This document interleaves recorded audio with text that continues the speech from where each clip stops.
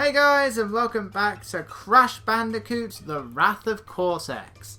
In the last episode, we finished up the first chamber against the Earth Elemental Rocco. Now it is time for the water levels. We got Jungle Rumble, Seashell Shenanigans, Banzai Bonsai, That Sinking Feeling, and the most stupid title in any Crash game, H2O No. So we're going to go into Jungle Rumble first. Who's our elemental this time? It's Wawa. Crash Bandicoot, you've got some nerve setting foot into my domain without an invitation. Don't talk back to me. I'll fix that attitude problem of yours. Wait, how does Crash talk back? He doesn't even talk. The most Crash I think has ever said is just pancakes. So yeah, our water elemental is Wawa. Wonderful name there. Voiced by Arlie Ermy, who we know from Full Metal Jacket. That's the only thing I know him from. I did very awkwardly I said in the previous part, I couldn't remember the actor who plays Biff in Back to the Future, so I awkwardly said, I'm just going to insert his name here, and then completely forgot to do so. It's Thomas F. Wilson. So now we have Arlie Ermy. Buddy, I am literally stood right here. Oh yeah, are the enemies in this game just great?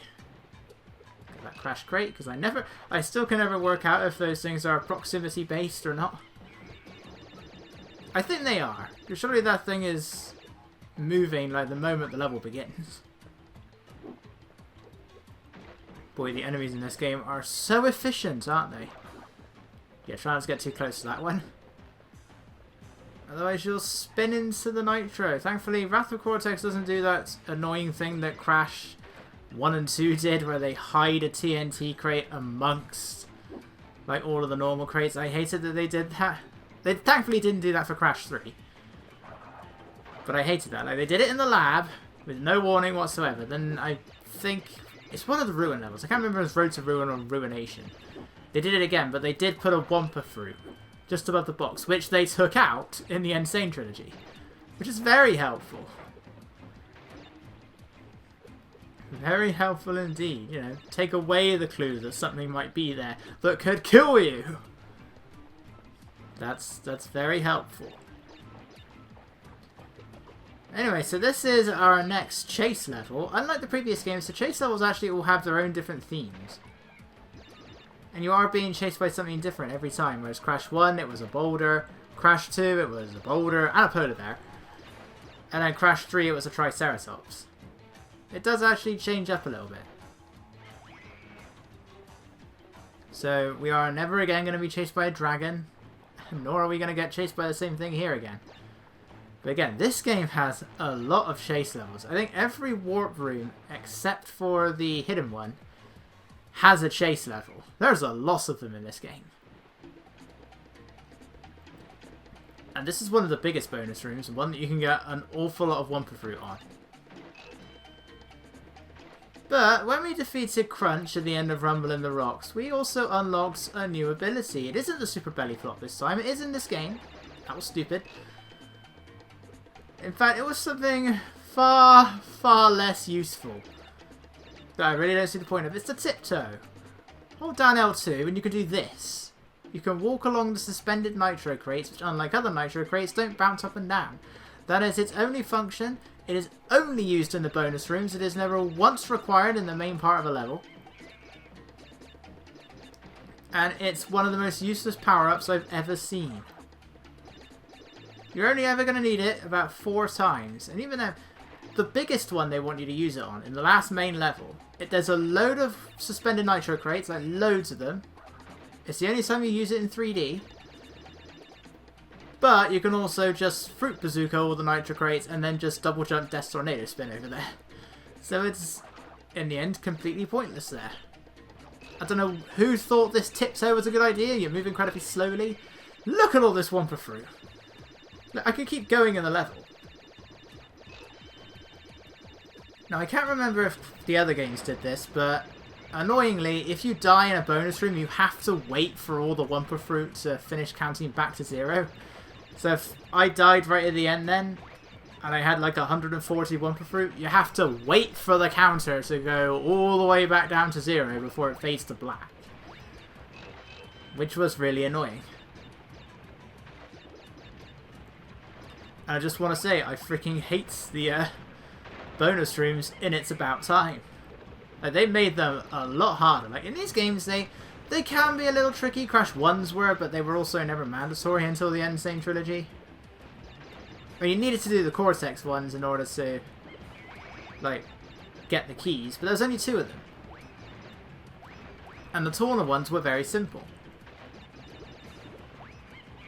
But in Crash Bandicoot, It's About Time, oh my god, I freaking hate some of those bonus rooms. It starts out so innocent.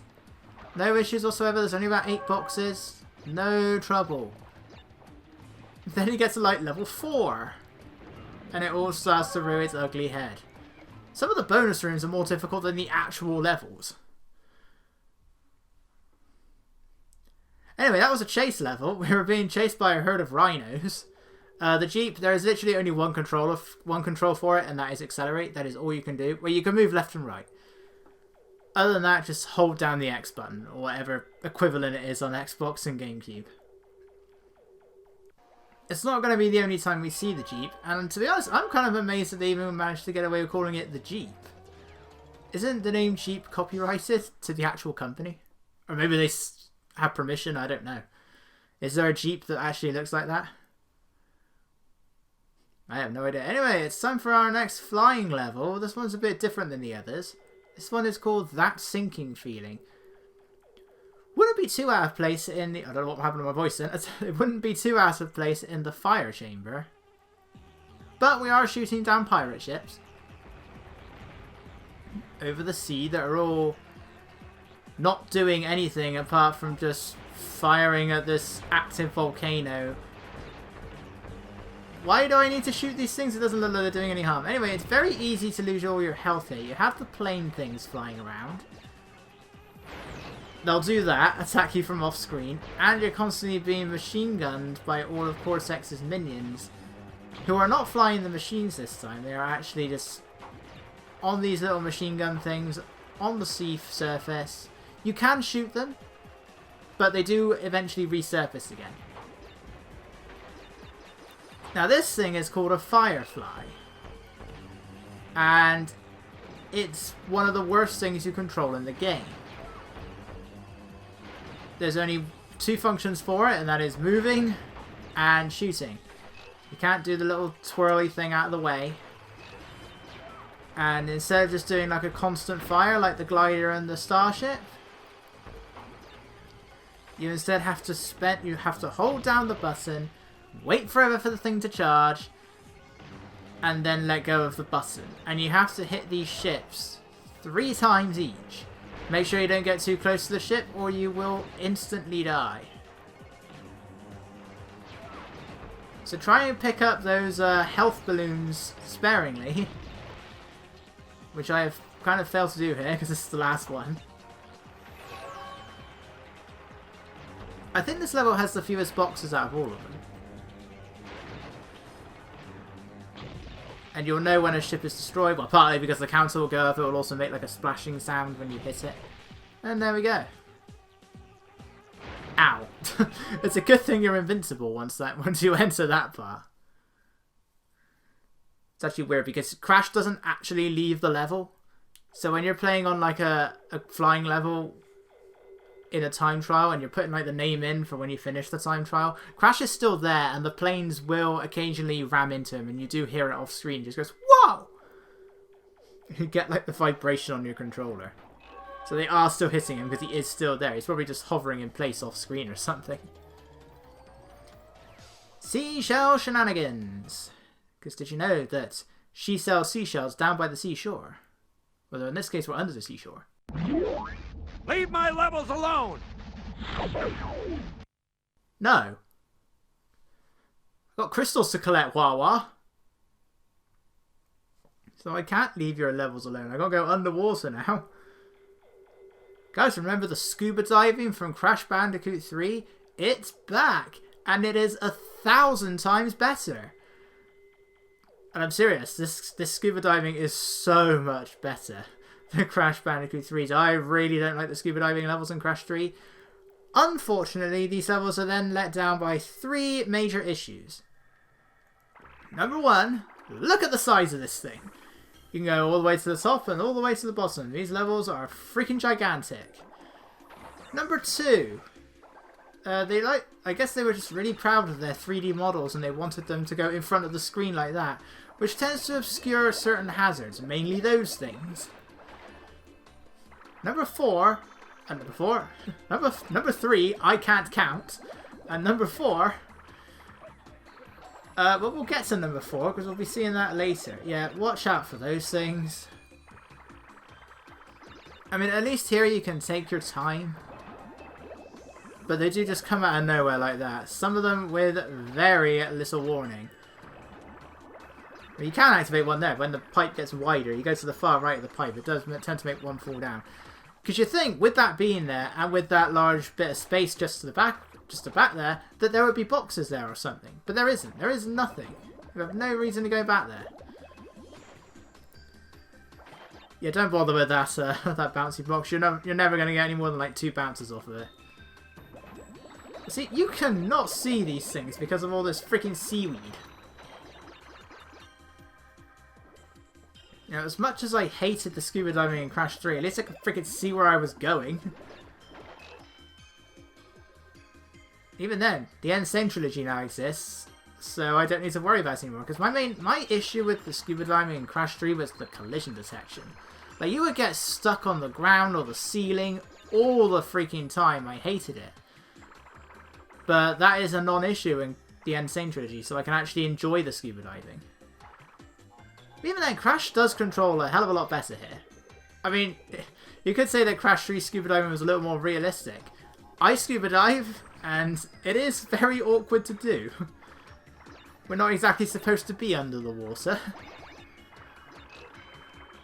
How he does his little dart forward, I have no idea. Watch out. Yeah, that one especially just comes out of nowhere. And with no sequence of him entering it whatsoever, Crash is now in a Beatles reference. Now, this thing is not like that whatever it was in Crash 3 that you could use to dart forward and shoot the corals to get the boxes and shoot the enemies. Oh no! It may look big and heavy and tough, but it isn't. It isn't any of that. This thing is just one massive hitbox for Crash now. It is no stronger than Crash. If you don't have Aku Aku, this thing is destroyed in one single touch to anything. That was me forgetting that those nitros were there. I mean, you don't get much time to react to the nitros, but I did forget the nitros there. Again, this was my 3rd take. I forgot they were there the 1st time, remembered them the 2nd time, and forgot them the 3rd time. So, this thing has 2 attacks. It has a horizontal attack, and it has that thing, which it drops down to attack things from below. But that one is much slower. It also only falls down so far before it does explode. Whereas the horizontal one, if it is limited range, it goes a very long way. Because you can always hear and feel the thing exploding, even if it's far off screen. I always get worried that those harpoon guys are going to shoot me right as they appear on screen. There we go. You couldn't just add one more box, really? You don't even go underneath the thing. Like it also looks weird how the bottom of the teleporter is just in the air, well, in the water. Like, it's not even on the floor or anything. But yeah. Also, that thing takes so long to turn around. Like, it has to face the screen first and then turn around. It's very sluggish, very clunky. And it's just one massive hitbox. The submarine is awful. It really is awful. It ruins the scuba diving levels. Like, the scuba diving itself is just fine. It's the submarine that's a pain. Hey, look, we're playing as Coco. This bonks Crash on the head. Does the Xbox version do that as well? Because I know the GameCube, it's just a black screen that says loading. But Xbox is kind of like this, only you're watching them. The camera sort of changes as they fall down. And the first thing I have to do is praise the wonderful animation that is Coco swinging her arms around. It's like she doesn't even have elbows. Her arms are just like sticks. They're just out to the side. So yeah, for the first time ever, we can actually fully play as Coco. You could sort of play as her in Crash 3, just at the beginning of the Tiger levels and the end. You could, well, she had like the equivalent of Crash's double jump in just one single jump. And all she could do was walk. That was it, that was all she could do. Here, no, she's fully playable, but for some bizarre reason, she only gets 2 of the 6 power-ups in this game. So, she doesn't have the tiptoe, which I have nothing to complain about there. I wish Crash didn't have the tiptoe. She doesn't get, like, an equivalent to Death Tornado Spin to her kick. She doesn't get a double jump. She doesn't get a Fruit Bazooka. She does get the Speed Shoes. And then she collects 1 power-up in this level. But we can't get to that power-up yet because we actually have a gem platform here. So we'll have to come back here later on. We saw the same sort of thing back in Compactor Reactor. But as you can see, we need the red gem for this one. Right, these things are actually closer to the platform than they look. They are actually surprisingly easy to bounce into, then keep going and then die. These things will sink. I don't know what they are. And there we go. The 2 things you have to watch out for with Coco's kick attack, though. Firstly, the hitbox for it is a little bit on the big side. The second thing is that it's also active for longer than the actual animation. Which for the most part is great, but when you're surrounded by like nitro crates like just back then, there it can be a little bit problematic. Also try to make sure you don't hit any of those nitro crates because they will blow up that bouncy box that prevents you from getting the crate that's up in the air. Yeah, overall, I'd say this is probably the most platform heavy level in the entire game. It's probably got the most difficult, well, one of the most difficult time trials, I find. Just because actually trying to finish the level quickly in one life, it's very easy for you to just accidentally run off a platform or something like that. It has got some of the toughest platforming in the game, despite only being in the second warp room. It really makes you wish that Coco had a double jump, and I really don't know why she doesn't get the double jump. But as nice as it is to play as Coco, I do also find it a bit pointless because you don't play as her that much. She's got, I think, 4 levels. Of the 30, I think you control her on foot for 4 levels, and then she's got like 1 plane level. And even then, for 2 of her levels, you're sort of on a vehicle. I say sort of for reasons that we'll get to in the next 2 warp rooms. So yeah, Coco is here, but she's not particularly useful. You don't control her at all in the 1st and 5th warp rooms. Cortex has got some serious problems. Look at that statue. Seriously, it's hideous.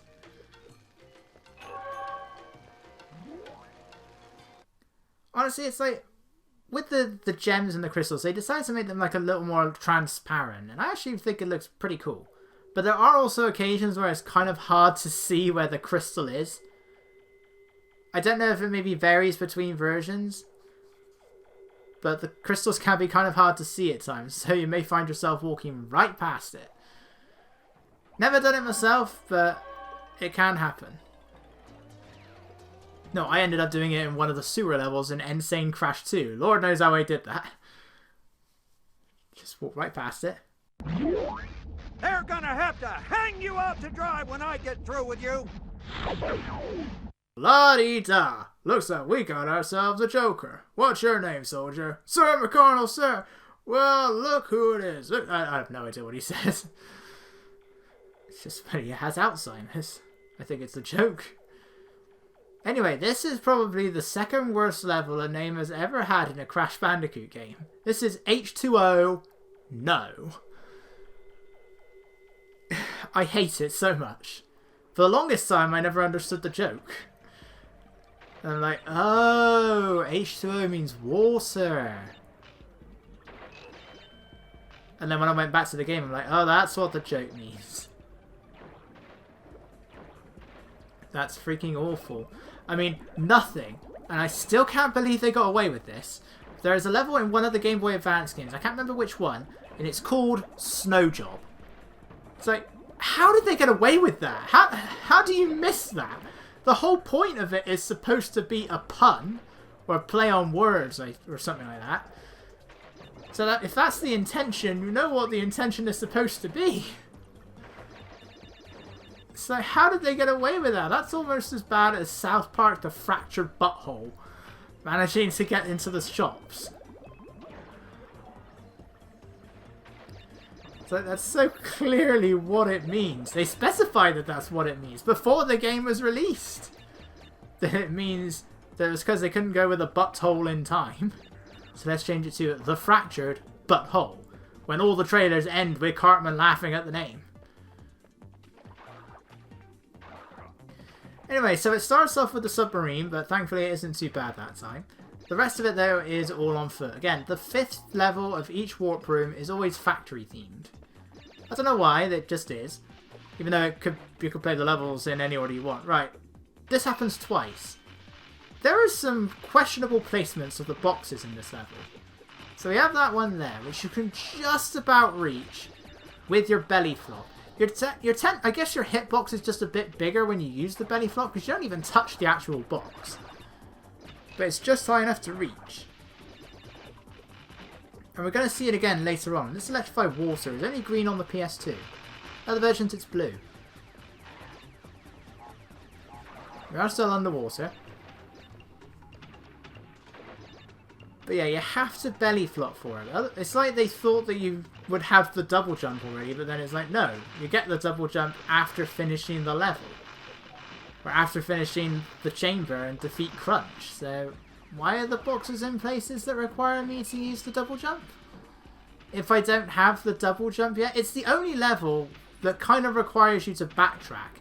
I mean, for a long time, for many years, I didn't really bother reading the instructions that are shown when you have the power-ups. So what I would do is I didn't realise that that's what the tiptoe was for, to go across nitrates. I probably didn't even know what suspended meant. Anyway, so it didn't really matter there. So I would not bother with the bonus rooms in this and Jungle Rumble and then just come back to them once I had the double jump. It annoyed me. But here's the thing, it wants you to tiptoe over those nitro crates, but doing so prevents you from reaching these boxes up here. So you have to do that, but in order to do that, you're gonna hit that TNT box anyway, even if you have Aku Aku, and then you're done. That's it. It's gonna blow up the nitro crate, so the only way to get over there is to do that very awkward slide jump. Remember, the slide jump doesn't keep you horizontal when you go over a ledge this time. You are falling. You can still jump, but you are falling.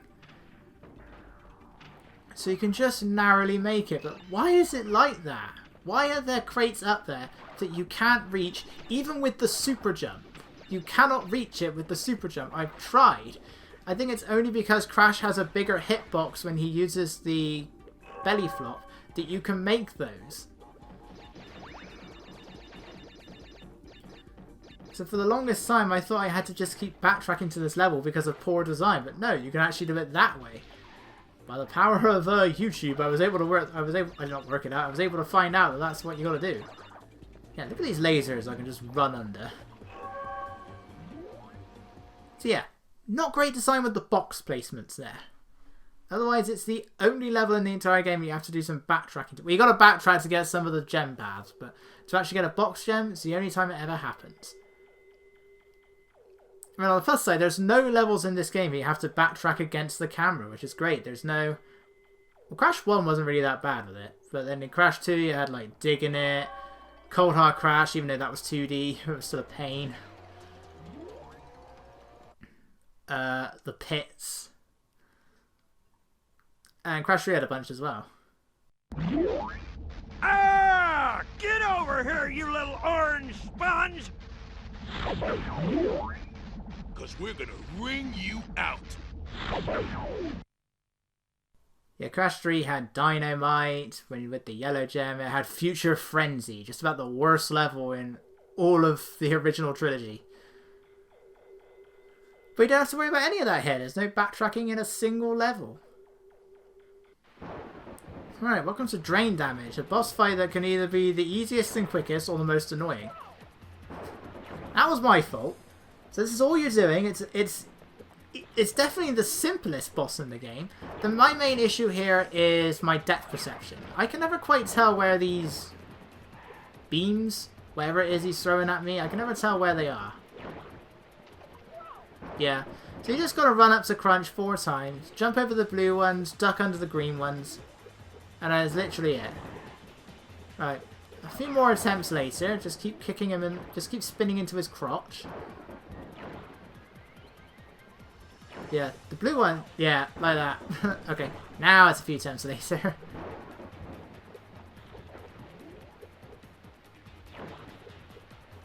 Alright, come on, spin into his crotch a few times. It's jumping over these blue ones I actually say is harder to do than jumping on the green ones. The things do sink, but I don't think they actually go underwater to the point where they kill you. And then he does that, which doesn't do anything in the slightest. It just gives you more time to reach him. And I definitely should have got hit here, but I didn't, so that's fine. And I got the double jump now, which is way better than Crash 2 because it actually Crash 3 because it actually works here, which is great. Also, for some reason, Crunch becomes a bit more visible when you hit him after you hit him the second time. Then that's a thing. It doesn't even look like I should be able to hit him. But on my first playthrough, I had so much trouble. I got so many game overs. Even approaching the level with like 26 lives. Went through each and every one of them. Yeah, I used to hate that boss.